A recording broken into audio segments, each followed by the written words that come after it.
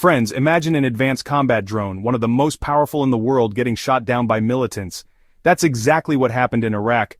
Kurdish militants have claimed to shoot down Turkey's high-tech Akinci UAV, but how did they do it? And what does this mean for the future of drone warfare? Let's break it down. Turkey has been using drones extensively against Kurdish militant groups in Iraq and Syria. The Akinci UAV, made by Baykar, the same company behind Bayraktar TB2, is Turkey's most advanced drone.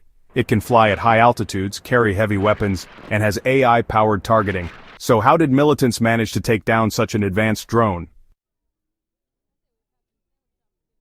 The drone was reportedly hit by Kurdish anti-aircraft weapons.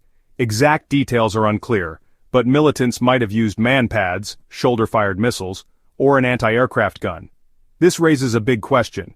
Are drones like Akinci vulnerable to such attacks? Financial loss. Akinci drones cost millions of dollars. Losing one is a huge blow. Symbolic impact. Kurdish militants have sent a message. They can resist Turkish air superiority. Drone warfare changing? If militants can down high-tech drones, countries might have to rethink their air strategies. More airstrikes? Turkey may retaliate with stronger military action. Drone defense upgrades? Turkey might improve drone defenses against such attacks.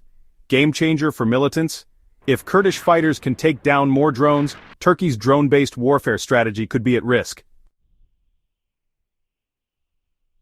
Friends, this incident proves that even the most advanced drones are not invincible. Does this mean we'll see more drones getting shot down in the future, or will countries find better defenses? What do you think? Let me know in the comments.